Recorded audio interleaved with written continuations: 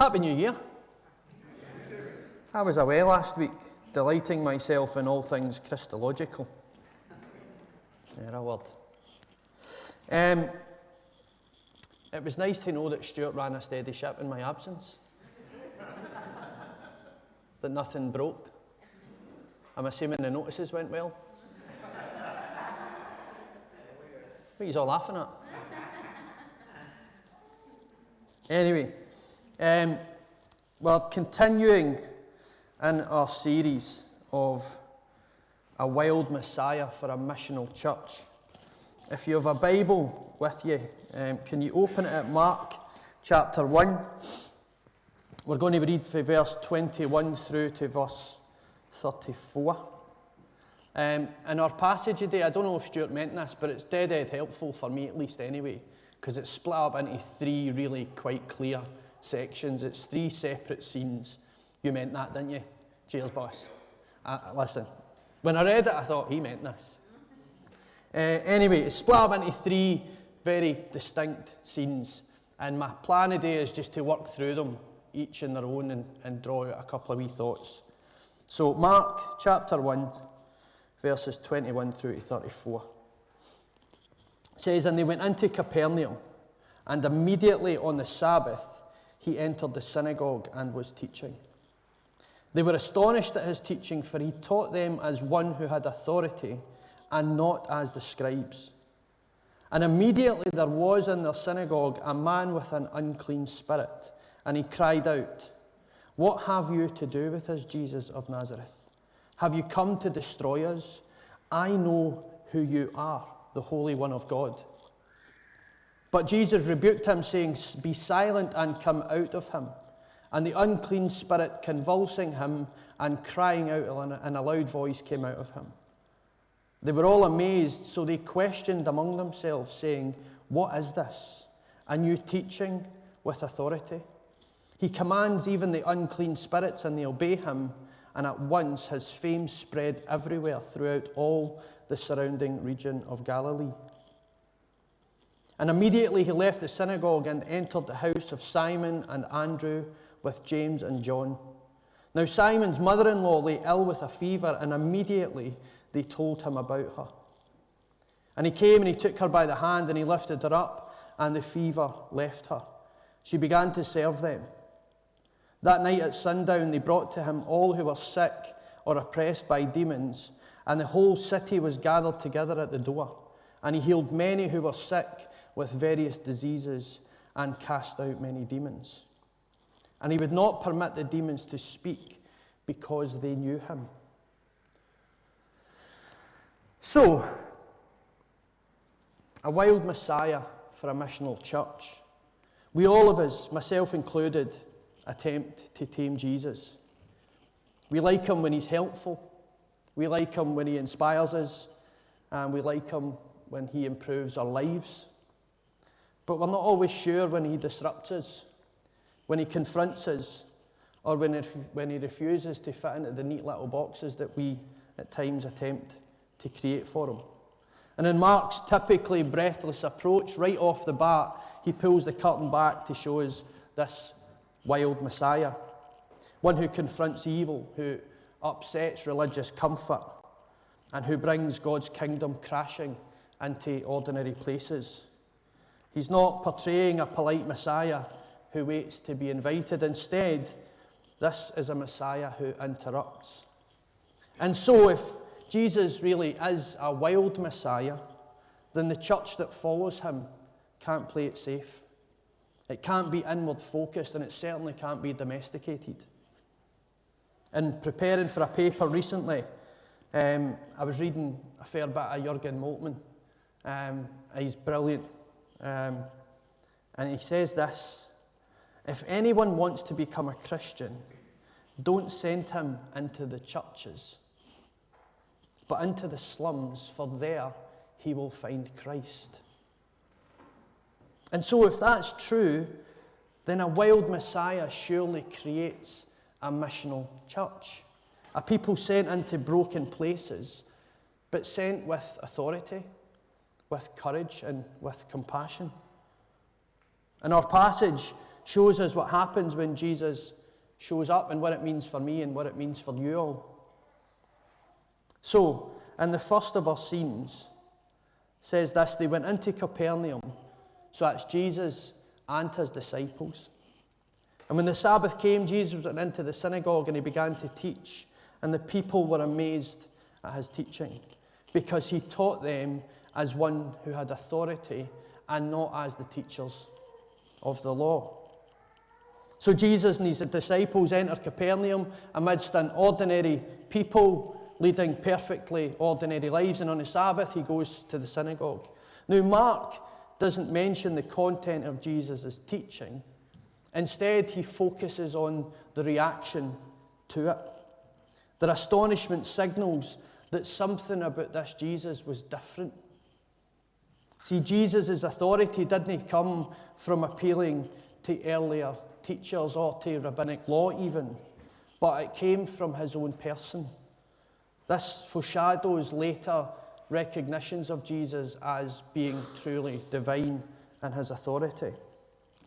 It was this divine authority that left the people amazed and astonished. And for a missional church, for you and for me, this matters because we gather around the person of Jesus.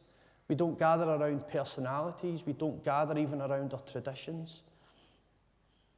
And what you and what I need to consider is this: if Jesus truly is a wild Messiah, if his authority is truly divine in its origin, then it can't be confined to a single moment or corner of our lives. His lordship must reach us in every part. And Jesus demonstrates his lordship in this, the first of our scenes. So it says that just then, whilst at the synagogue, a man enters who was possessed by an impure spirit and who cried out, "What do you want with us, Jesus of Nazareth? Have you come to destroy us?" And then he says this: "I know who you are, the Holy One of God." Now, Stuart spoke on this a wee while back. And in prepping for it, I thought it's actually too good to not say again. So in the precise naming of Jesus here by the demoniac, what he was attempting to do was cultivate a type of mastery over Jesus. And we see this formula play out at several points throughout Mark's account. And there's a couple of things that stood out to me. One is that in and amongst this whole group of people, us here, for example, it was actually the demoniac who recognised who Jesus was. Everybody else in the place had missed it. And I think that speaks to us today. I think we often, at times, miss who Jesus actually is. And we see the irony, we see this irony play out all throughout Mark's Gospel, where the crowds who gather refer to him as Lord and as teacher and as Son of David and as Master. And whilst there's not necessarily anything wrong with those titles, it's the demoniacs all throughout the Gospel who recognise Jesus in his fullness, who call him here the Holy One of God, and then elsewhere the Son of God, and then in other passages the Son of the Most High God. You see, darkness recognises real authority, but in naming it, again, we're attempting to secure a degree of mastery over it. And Jesus doesn't negotiate. He doesn't panic. Instead, he just simply commands, "Be quiet," and come out of him. The spirit convulses, the man shrieks, and the spirit leaves. No special incantations were uttered. It's fascinating. It's just a stillness and an authority at work. Jesus doesn't simply teach about evil, he has authority over it. And what Mark is demonstrating here is that the kingdom of God has arrived, but that darkness is no match for it. And that matters for each of us sitting here with the various challenges and things that we try and navigate in life. Now, a caveat to that is this, that Mark isn't saying that every illness or struggle is demonic. But what he is saying and what he is showing is that behind all forms of bondage, whether it's spiritual, social, or personal, there stands a power alone that Jesus can defeat. A wild Messiah confronts darkness, and a missional church should do the same. says that the people were all amazed, that they asked each other, "What is this? A new teaching, and with what authority?" So this, again, in preparing for this week, this foreshadows a thing that people often refer to as the crowd problem in Mark. And what I mean by that is that in Mark's gospel, the crowd problem refers to this tension where crowds are drawn to Jesus but consistently fail to understand who he was. So it's this idea that crowds gather and they marvel and they might even benefit in some way, but it doesn't always necessarily result in them following him. And I see this all the time. In fact, I know this to be true in my own life, where I've experienced Jesus in ways that I can't deny. I've benefited from those experiences, but it's not always led to me following him as Lord. And our scene anticipates later scenes where we see this crowd problem, where people respond to him enthusiastically. They respond to Jesus' power, but fail to remain with him when it comes to suffering, when it comes to his teaching about the cross, or when it comes to any degree of costly discipleship. Stories about Jesus spread quickly. His mission unfolds naturally, and we can learn something, I think, really valuable in this about mission. It's that hope moves faster than opposition. I don't know if you're like me and blessed with a gift of cynicism, but I often look at the opposition and I pay far too much attention to that instead of standing in the truth that actually hope moves faster. Church growth has never solely relied upon how compelling or well organised it appears. Important as these things are, it grows because Jesus is still active and he is still present amongst us, his people. Our part in this mission is to remain discerning. Our part is to recognise what his will is and to participate in what it is he's leading us into. I want to say this about mission. It doesn't need to be loud. It often is, but it doesn't need to be. I saw it done best as a non-anxious presence amongst people's homes, amongst their workplaces, amongst their neighbours, consistently offering hope amidst really quite hard times. So we move out of the synagogue and we move into the household. It says, and soon they left the synagogue and they went with James and John to the home of Simon and of Andrew. See, Jesus and his disciples shift back into ordinary life, into the home of Simon and Andrew, and it's here that they meet Simon's mother-in-law who is sick. And what does he do? It says that he went to her and he took her by the hand and he helped her up, and the fever left. The same Jesus who just a few verses back silenced demons, here takes a sick woman by the hand. His physical touch here is important because it speaks to both intimacy but also of risk. Physical touch shows us Jesus' care for the woman. And it matters because it could involve ritual impurity. It breaks the social distance between the healer and the person suffering. And again, it matters because what we see is Jesus' care for this woman in a way that is counter-cultural. Contrast this with the exorcism in our scene before, where we see Jesus command from a distance, and here we see him up close and personal. Mark repeatedly shows this at play throughout the entirety of his gospel account, where Jesus reaches out and he touches those who are sick, who are impure, who are marginalised. I was reminded of this week. I was talking to Linda about it just before we started the service. We matter to him. Like, Jesus consistently puts us at the centre of the story. And I think we sometimes miss that. I know we all know that to be true, but I think we don't like to get above our station, that kind of idea. So we don't live, I think, in the truth that actually Jesus puts me, you, at the heart of the story all the time. Now, wee bit technical. I'm glad Chris isn't here, right? Because we're about to get into some Greek. I'm not going to say any of the words. but it means that I've not got him growling at me. So the language in this wee section is actually really quite important, right? It's actually fundamentally important for us in our church practice.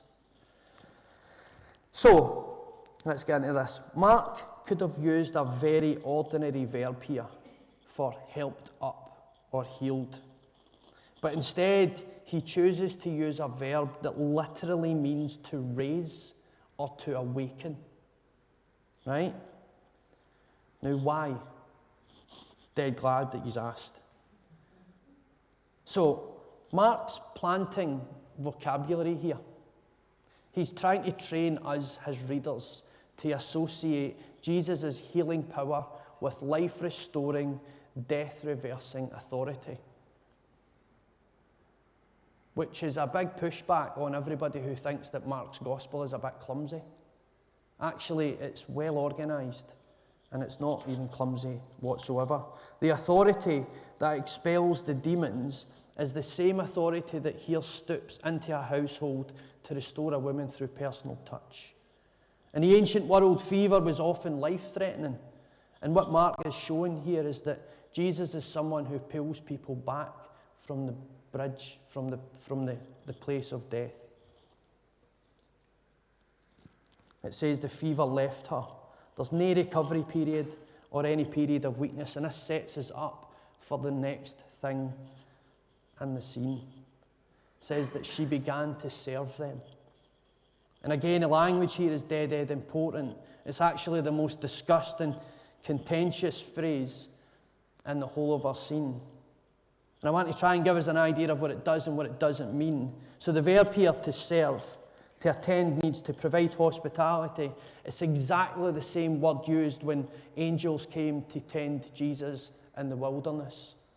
It's exactly the same verb used when we see the woman who cared for Jesus' body after the crucifixion. It's exactly the same verb used in Jesus' own mission to us, his creation. And it carries with it this kind of ministerial connotation. It's not just a simple service. We have read that into the text. And again, why is that significant? Well, what we see here isn't a type of domestic servitude imposed by Jesus. Mark's not telling the woman to serve. Her service is voluntary. It's evidence even of her restored capacity, but we mustn't understand it to be done out of obligation. Service isn't her subjugation. Instead, it's her restoration. Her service here acts as evidence of her being made whole. You see, in ancient culture and even in our time, illness can result in a person being removed from participation in social things. Her healing here means a full reintegration back into the life of the community. And it does two things for us. It, one, shows us that she is fully healed, and it shows us that she is restored to within the household and can begin again to participate in communal life. And we see this mirrored all throughout Mark's gospel, where healing leads to a restoration of the whole person, to themselves, but also to the rest of the community. We see it most famously in chapter 5 with the demoniac at the Gerasenes. And in each of these examples, we see restoration leading to response. And it's exactly the same for me and you today. In our restoration, it leads to a response. A wild Messiah heals and restores purpose. And this is the mission of the church. This is the mission of this church. It's not about a program. Instead, it's about recognizing the person of Jesus in everyday spaces. It's about cultivating the space for him to move in our own lives, but also in the lives of other people. Move out of that scene, we come into the last of our scenes. It says that evening after sunset, the people brought to Jesus all the sick and those who were demon-possessed, and were presented with this scene of pure chaos, of utter desperation, but also of hope. Because in the scene, you'll see that Jesus doesn't turn them away. He bears the weight of our broken humanity, and he takes it upon himself. And all of this points forward to the cross, where he takes upon himself the brokenness of humanity in order to restore it back to its original purpose and function, to bring back to life that which was dead. And what does this mean then for a missional church? Well, I take it to mean a couple of things, and I'm going to put them to you. I think it first means that we recognise and we submit to Jesus and his authority. Not just the parts that we like, but his lordship over all things. I think it calls us to not fear darkness. And I think it calls us to move towards brokenness. And I think it calls us to trust in his power to restore that which is broken and lost. It calls us to respond to Jesus in our everyday life, in our homes, in our workplaces, and our friendships. It calls us to live out mission in ways that are perfectly natural. And it calls us to be a people of both courage and compassion. It calls us to go. It's not a passive thing. And the good news is that the same Jesus who taught with authority to cast out demons and to heal the sick is still at work today. And if stepping out for each of us feels overwhelming, then remember this, that he doesn't send us alone. He places that exact same authority inside each of us. And I was reminded this week of Athanasius. So Athanasius is an early church father. He wrote a book called The Incarnation. If you don't have a copy of it, get one. It's amazing.